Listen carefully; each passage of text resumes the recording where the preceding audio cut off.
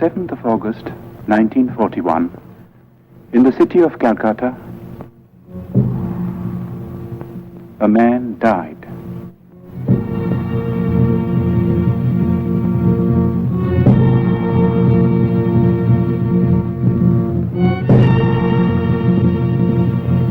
His mortal remains perished, but he left behind him a heritage which no fire could consume.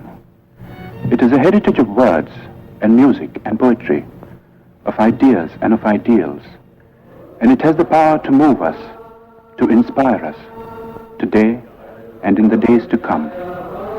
We, who owe him so much, salute his memory.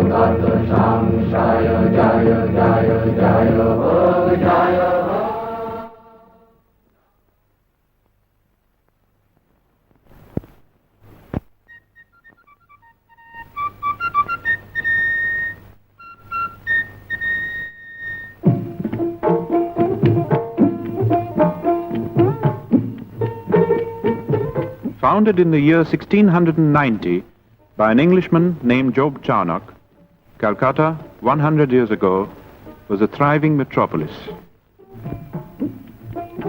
Queen Victoria was proclaimed Empress of India in 1877. As the capital of India, Calcutta was the seat of the Queen's government.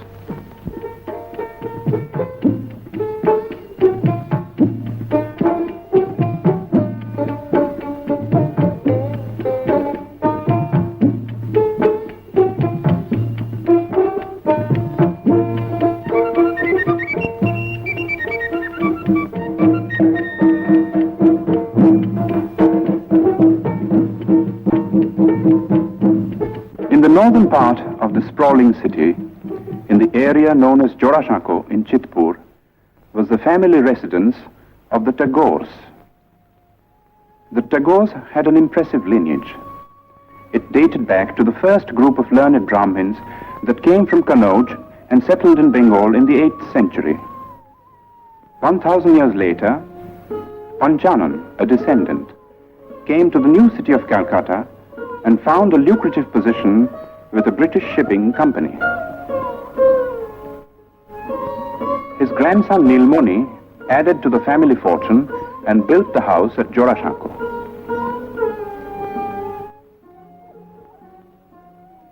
The peak was reached with Nilmoni's grandson, one of the most brilliant and colorful figures of the 19th century. Rabindranath Tagore combined cultured sophistication with a largeness of heart and a rare degree of business acumen. Coal, sugar, indigo, exports, banking, newspaper. There was no end to his enterprises, and he succeeded in all. If his earnings were fabulous, so were his spendings.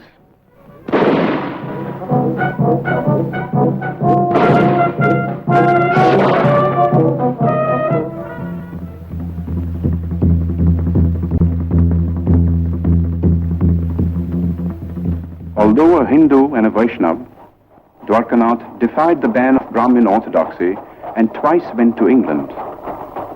There he had an audience with Queen Victoria, discussions with Gladstone, and dinner with men like Dickens, Thackeray, and Max Muller.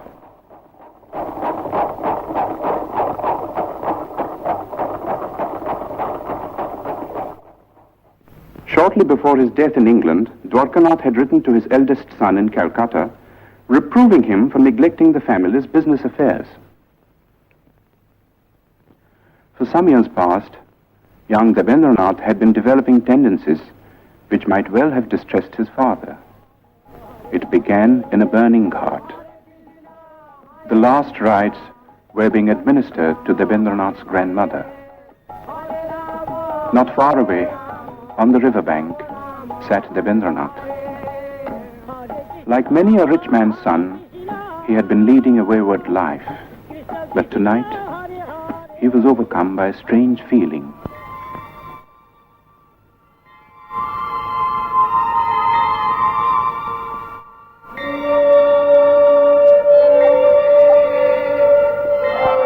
Worldly possessions seemed to lose their meaning for him. This led to a period of profound disquiet, followed by a ceaseless quest for the meaning of existence in the great source books of the East and West. He read the materialist philosophers of modern Europe, Locke, Hume, Bentham, and others, whose ideas were so much in vogue among the students of the time. Then he learned Sanskrit and read the Mahabharata. But peace of mind would not come until one day he chanced upon a torn page of a Sanskrit book. There was a sloka in it which said, "God is supreme and all-pervading. Enjoy by renunciation. Covet not another's wealth." This was a page of the Ishopanishad, edited by Raja Ram Mohan Rai. Ram Mohan had been a close friend of Dwarkanath's. As a boy, Rabindranath had a deep and silent admiration for the man. But the greatness of the Raja's vision and the magnitude and nobility of the tasks he had set before himself were beyond the boy's comprehension. Ram Mohan lived in times when India's spiritual heritage was being submerged in ritual and superstition.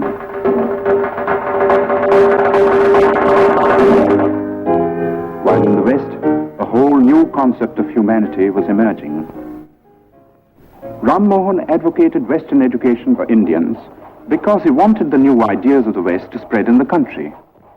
He also wanted that we should respect what was old and true in our own heritage. In the Upanishads, for instance, which revealed to him the monotheistic basis of Hinduism. Ram Mohan's work was left unfinished by his death in England. But Rabindranath, inspired by the 2 lines of Sanskrit text, went on to prove himself to be the Raja's true spiritual son and heir. Rabindranath suffered social ostracism for preaching the monotheistic faith that he called Brahmoism, but to his followers, and there were many, he was Maharshi, the great sage. When Rabindranath was born, the Maharshi was 45 years old. His wife Sharada Muni was 33. Rabindranath was the 14th child.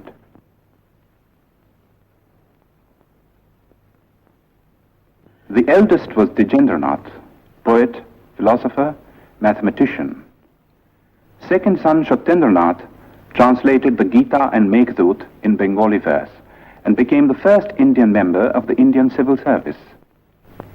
The fifth son Jyotirindranath was a born musician, translated Moliere and Sanskrit dramas into Bengali, and wrote and staged some of the most popular Bengali plays of his time. Among the daughters was Sharna Kumari, the first woman novelist and the first woman to edit a journal in India. Indeed, it was a household which hummed with artistic activity.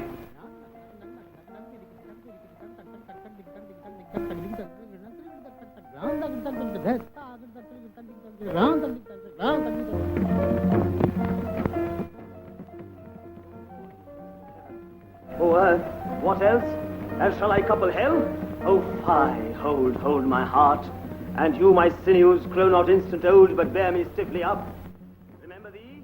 For Roby, the time hadn't yet come to participate in the activities of the elders. Going out in the street was forbidden too, and this was indeed a pity, for nothing seemed more fascinating to the boy than the world outside.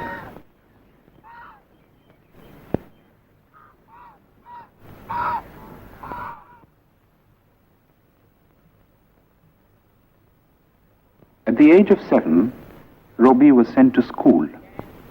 See a box. তুমি কি একটি বাক্স দেখিতে পাইতেছ? Yes, I can see a box. হ্যাঁ, আমি একটি বাক্স দেখিতে পাইতেছি। Yes, I can see a box. Robbie went to 4 schools and hated them all. But to say that he lacked education would be wrong. For his third brother Hemendranath saw to his studies at home, and it was all done by the clock.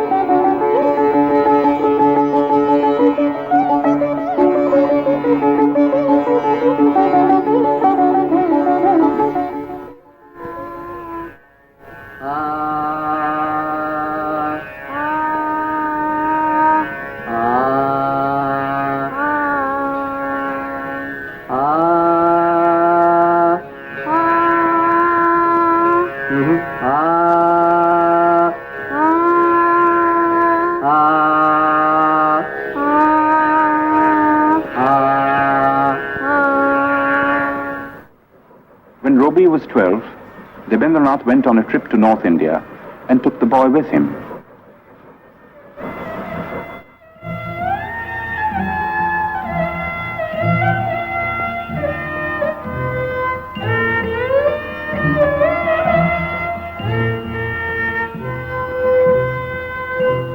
The last stop on a long tour was the rest house on Bakrota, the highest hill in the hill station of Dalhousie in the Punjab.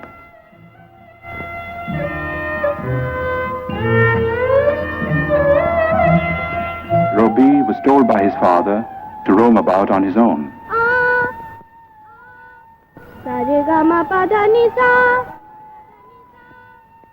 He was also taught to rise before the sun.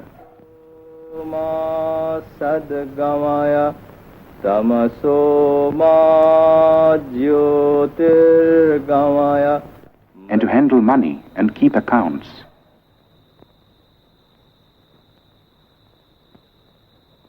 The days often ended with the boy singing devotional songs to his father.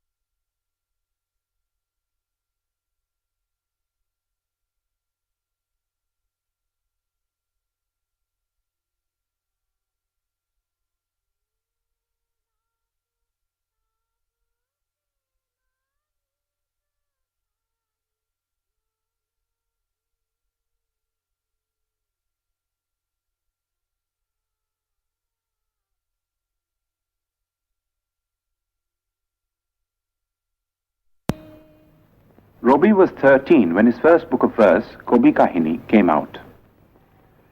When Robbie was 16, Rabindranath brought out a literary magazine called Bharati, and Robbie found an admirable platform for his literary activities.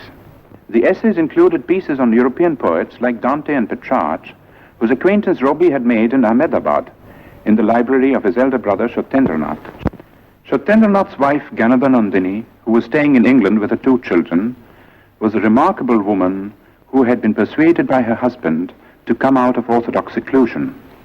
Robbie set out for England in the summer of 1878 and joined Ganadhanandini in Brighton. If the plan was to provide the boy with a proper education, it came to naught, for Robbie returned without completing his course of studies at the London University.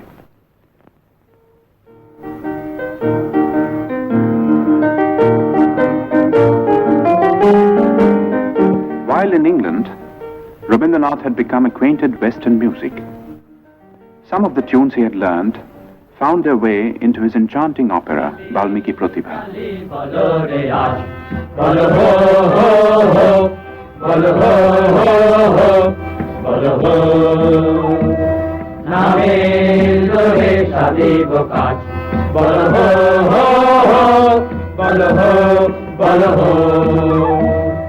ওই ঘোর মাত্রকার নিত্য রঙ্গ মাঝারে ওই লক্ষ লক্ষ যক্ষ লক্ষ ঘের শ্যামারে ওই লক্ষ পট্ট কেশ অট্ট অট্ট হাসে রে হা হা হা হা হা আরে বল রে শ্যামা মায়ের জয় জয় জয় জয় জয় জয় জয় জয় জয় জয় আরে বল রে শ্যামা মায়ের জয় জয় জয় আরে বল. There were other tunes, however, which came from classical Indian ragas, used for the first time in an operatic context.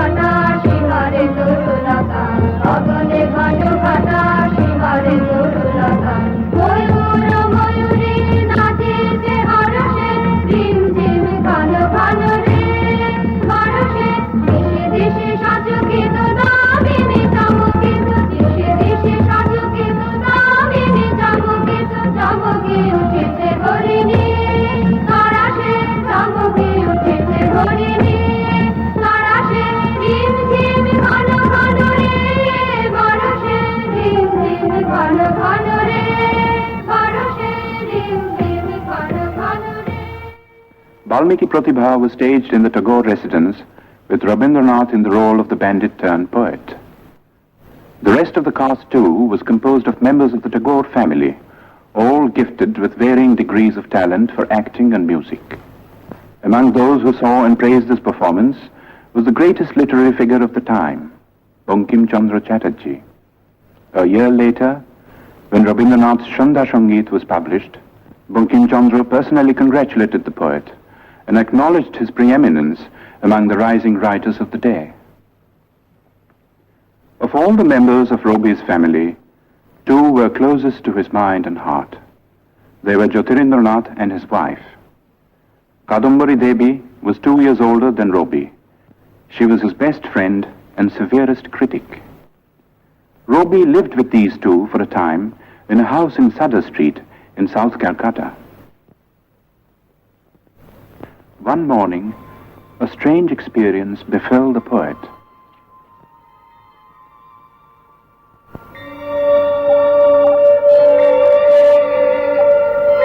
One day, while I stood watching at early dawn, the sun sending out its rays from behind the trees, I suddenly felt as if some ancient mist had in a moment lifted from my sight, and the morning light on the face of the world revealed an inner radiance of joy.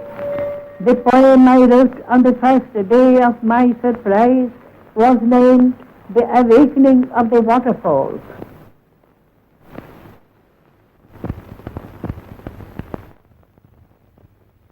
At the age of 22, Rabindranath married Bhavatarini Devi. The old-fashioned name was later changed to Mrinalini. 2 months before the wedding, Rabindranath had received a letter from his father in which he was asked to prepare himself to look after the family estates. After a period of initial training in the estates offices in Calcutta, Rabindranath found himself in the very heart of rural Bengal, in the region around the river Padma. With a worldly wisdom unusual in a poet, but characteristic of the Tagores, Rabindranath in later life set about in a practical way to improve the lot of the poor peasants of his estates, and his varied work in this field is on record. But his own gain from this intimate contact with the fundamental aspects of life and nature, and the influence of this contact on his life and work, are beyond measure. Living mostly in his boat and watching life through the window, a whole new world of sights and sounds and feelings opened up before him.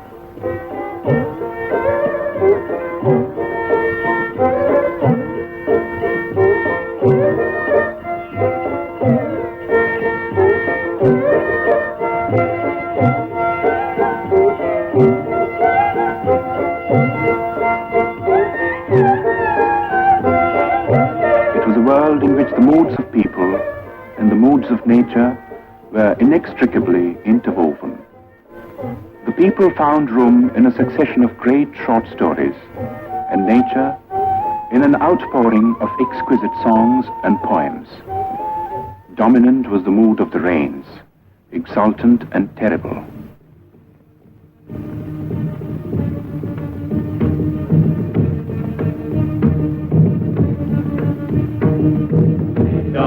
मंदिर डामर गुरु गुरु खालो मेघेर गुरु कुटिल कुंजित भोल रोमांचित बन बनांतर हृदय मंदिर डामर गुरु गुरु तुलिल चांचल भोग हिंदले नीलाल सामने से नदी तीरे हृदय मंदिर डामर गुरु गुरु सघन भाषण शाब्द मुखरित वाद खजगित दत्त सार्वरी सघन भाषण शाब्द मुखरित वाद खजगित दत्त सार्वरी मालवी बालरी प्रभाय बालव फलन कालरे कानन संकेत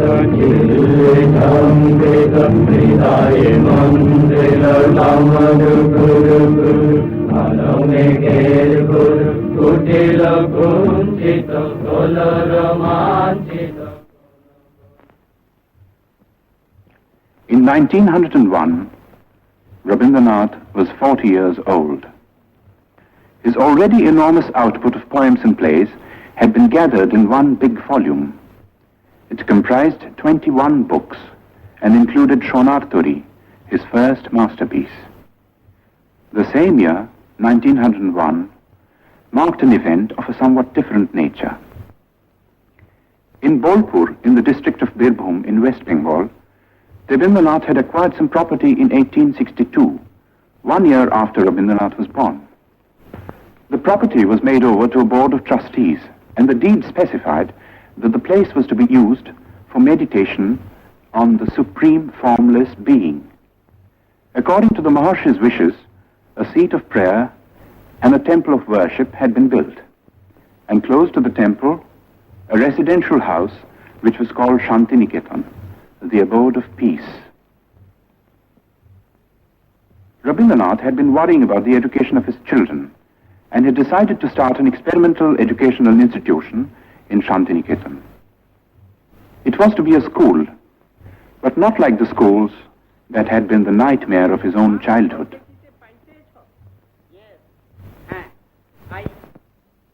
It was to be like the forest hermitages of classical India.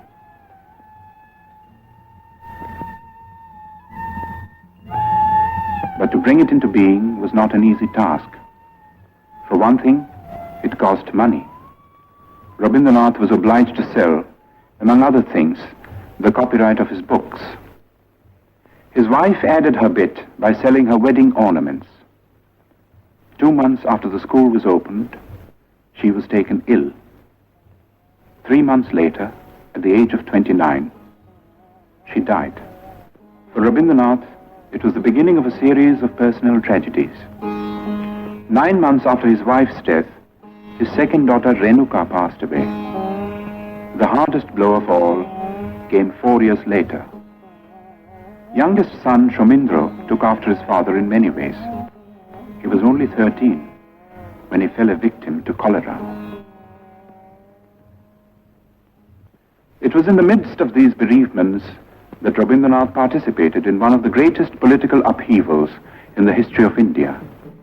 In December 1903 was published the decision of India's Governor-General Lord Curzon to split up Bengal into 2 provinces. The idea was to create a separate province with a Muslim majority which would induce a rift between the two main religious groups and avert the possible growth of a united front against the government. But in proposing the partition, Curzon merely fanned the flame of patriotism that had been smoldering in the minds of certain visionaries all through the period of the Renaissance in Bengal. These men now came to the fore and led the millions to rise in protest.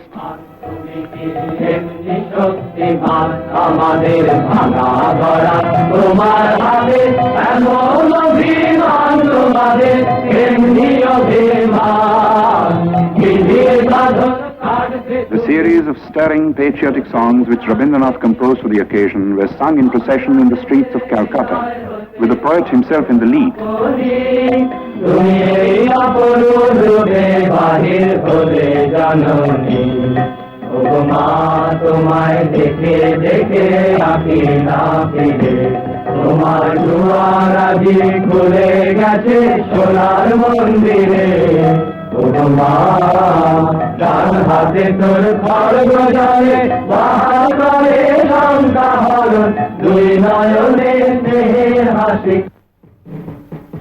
On October 16, 1905, the partition became an accomplished fact.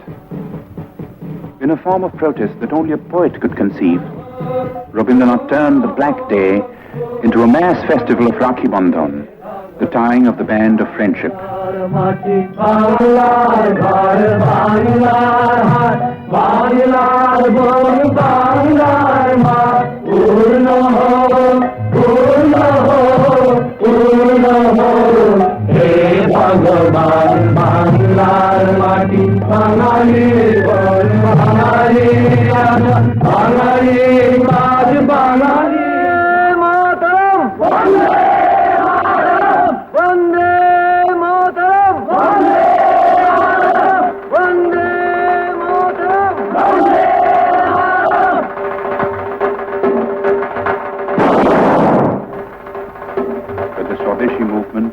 Fated to grow and assume a character which was not possible to foresee in its early stages.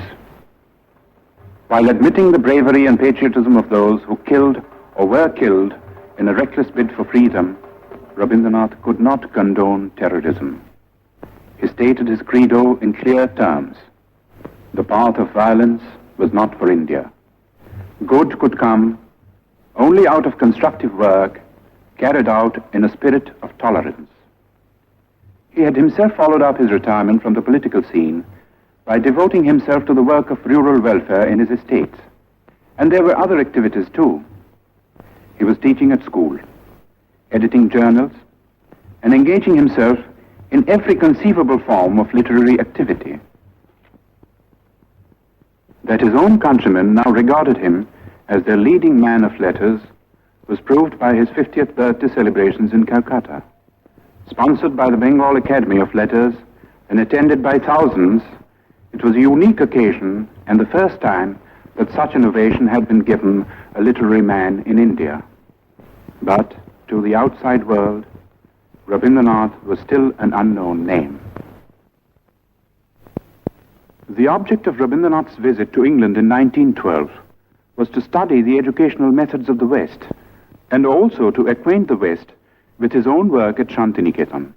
He happened to carry with him on this occasion a notebook containing his own English translations of some of his songs, mainly from Gitanjali. He showed these translations to the English painter William Rothenstein, who had met him on an earlier visit to India. Rothenstein was so impressed that he sent a copy of the translation to the well-known Irish poet Yeats. In introducing the poems to a gathering of English writers and intellectuals, Yeats said, "I know of no man in my time who has done anything in the English language to equal these lyrics. Even as I read them in this literal prose translations, they are exquisite in style and thought." Gitanjali was published in England in the same year. There has rarely been another instance of a poet gaining world fame in like manner. The Nobel Prize came in 1913, and the knighthood in 1915, while war was raging in Europe.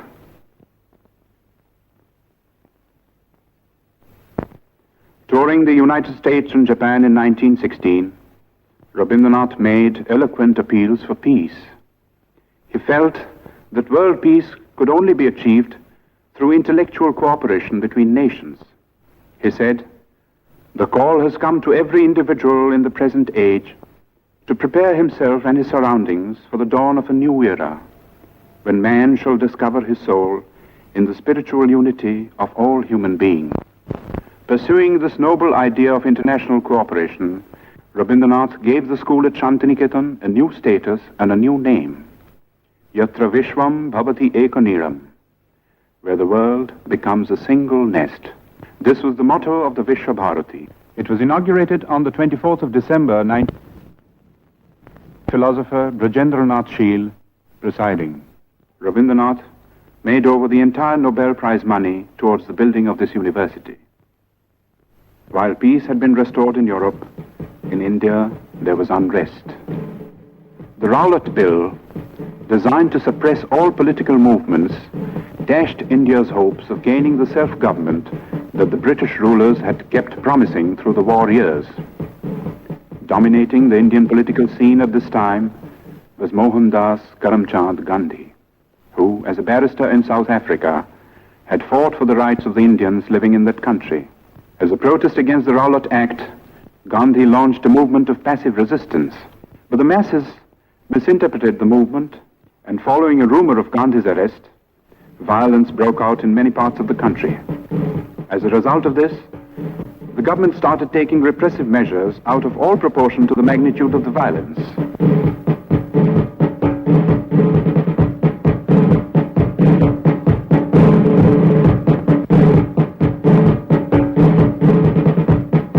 In the Punjab, martial law was declared.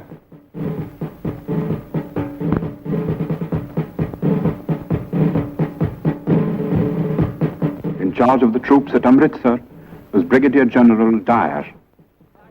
On the first day of the month of Vaishak, a crowd gathered in Jallianwala Bagh, as it had done every other year. It was a peaceful crowd, but Dyer was taking no chances.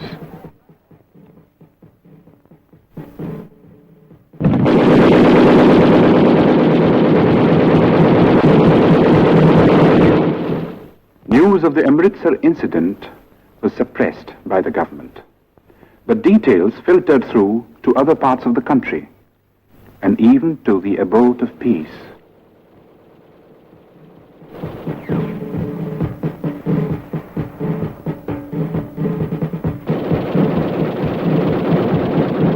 Rabindranath rushed to Calcutta. But the Defence of India Act was still in force, and no leaders would support him in a plea for a meeting of protest.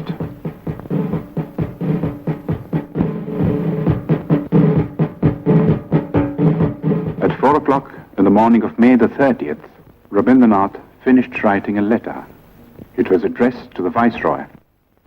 Condemning the government for the killing in the Punjab, Rabindranath ended by saying, "And I, for my part, wish to stand shorn of all special distinctions by the side of my countrymen, who, for their so-called insignificance, are liable to suffer degradation not fit for human beings. And these are the reasons which have painfully compelled me to ask Your Excellency to relieve me of my title of knighthood."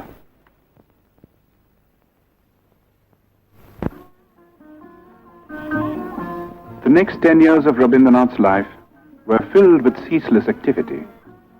The urge to travel and the necessity to collect funds for his university took him to all parts of the world, and the West, as much as the East, welcomed him with open arms.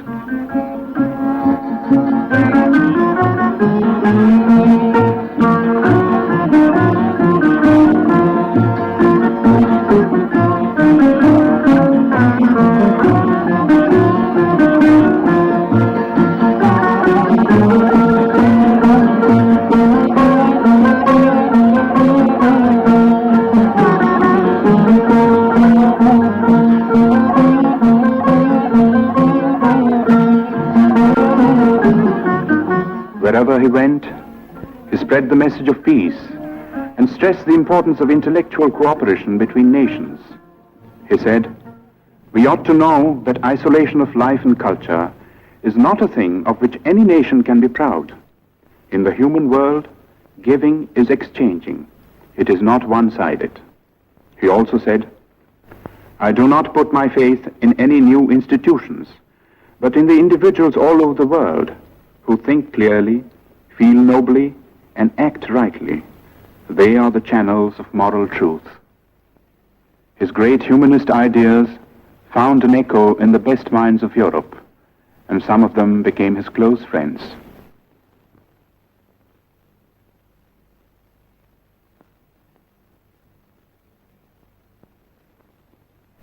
In the meanwhile, the institution at Shantiniketan had come a long way from its modest beginnings. Its scope for studies had greatly increased. There was Kalabhavan for the study of painting, under masters like Nandulal Bose.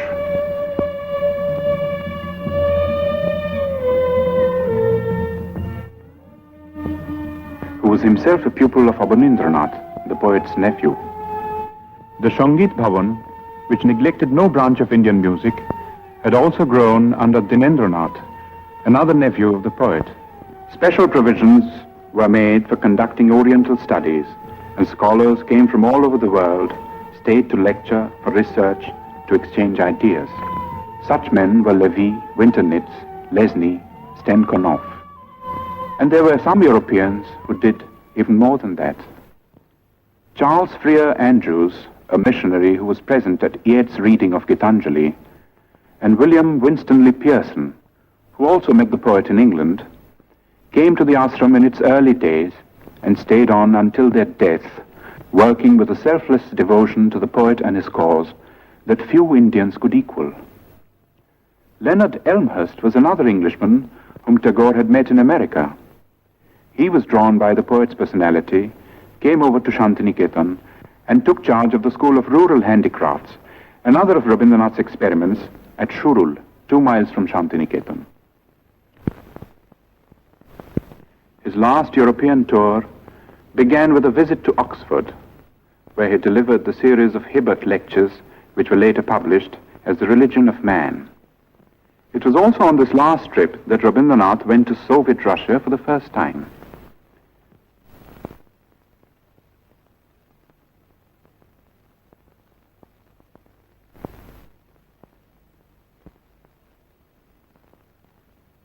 On the eve of his departure from Moscow, he told his hosts, "You have recognized the truth that in extirpating all social evils, one has to go to the root, and the only way to it is through education."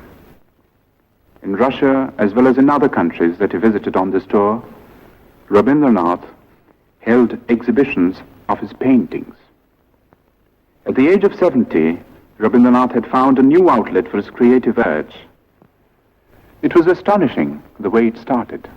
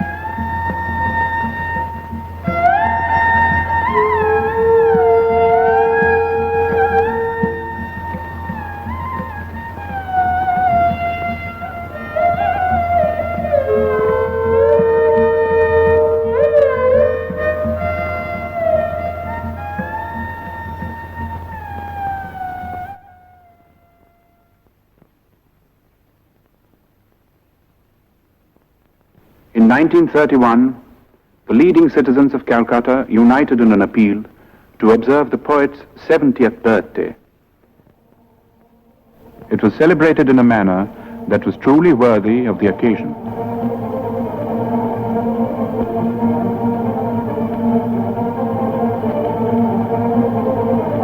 The Golden Book of Tagore was a testimony to the love and reverence that the intellectuals of the world bore for Rabindranath. Its sponsors consisted of 3 Europeans and 2 Indians. There was Romain Rolland from France, Albert Einstein from Germany, the poet Kostas Palamas from Greece. The Indians consisted of the scientist Jagadish Chandra Bose, who had been the poet's closest friend for 40 years. The other Indian was Mahatma Gandhi. In physical appearance, in personal habits, and in general outlook, the two differed considerably. At several moments of crisis in India's political history, the two had disagreed over the course of action, but these were on the surface. Their deeper affinity transcended all occasional barriers.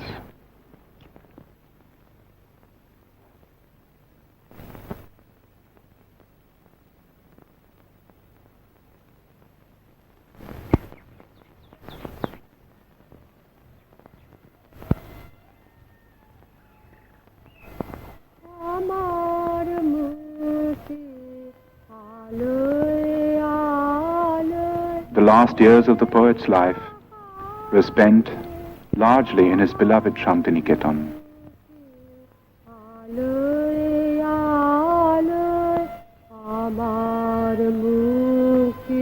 He had a choice of small houses built for him, for he never liked to stay in the same house or even in the same room for long. It was, in a way, symbolic of the refusal to get into a rut which marked his whole life. In his writings, he was now producing some of his most striking, original, and mature works, and these included textbooks and nonsense rhymes for children, not an unusual occupation for someone who had loved and understood children so well and done so much to mold them for a better future.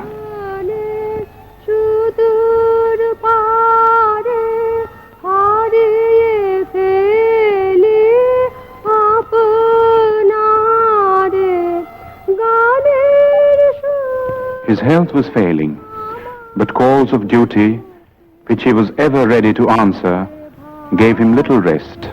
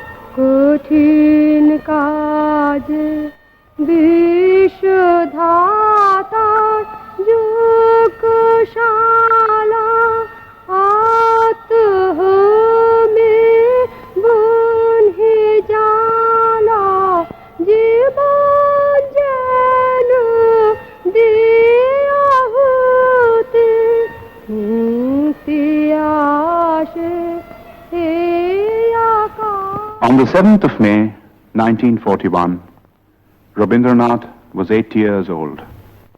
3 months later, he was to leave Shantiniketan, never to return.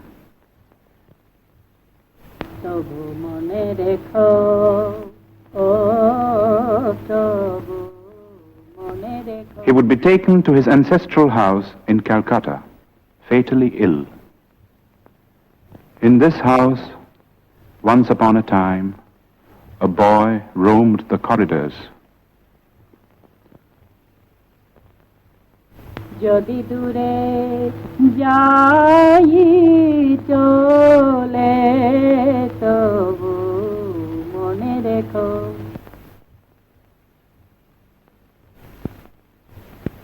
What is the fun of always writing and writing? When I take a father's pen or pencil and write upon his book just as he does, A, B, C, D, E, F, G, H, I, why do you get cross with me then, mother? You never say a word when father writes. When my father wastes such heaps of paper, mother, you don't seem to mind at all. But if I take only one sheet to make a boat with, you say, child, how troublesome you are. What do you think of father spoiling sheets and sheets of paper with black marks all over on both sides?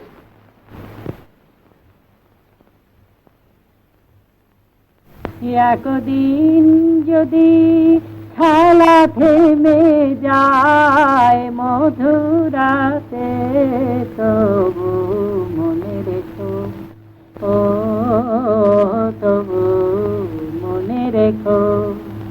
একদিন যদি বাধা পড়ে কাজে শারদ প্রাতে মনে রেখো, যদি পড়িয়া মনে ছলো ছলো জল নাই দেখা দেয় নয়ন কোণে তবু মনে রেখো।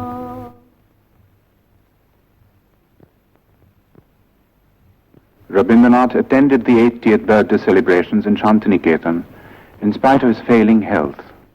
Today, for the occasion, he had composed a message, his last message to the world. It was called The Crisis in Civilization. It concerned itself with the state of the so-called modern civilization, a civilization that was being shaken to its very roots by barbaric wars of aggression.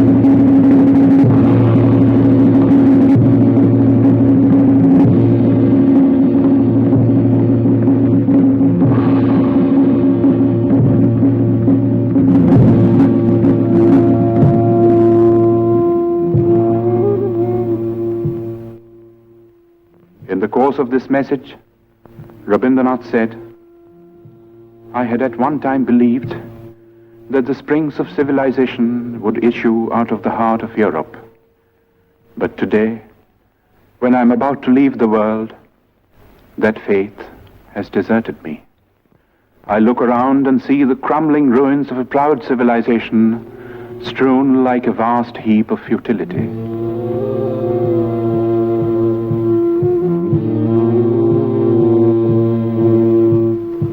And yet, I shall not commit the grievous sin of losing faith in man.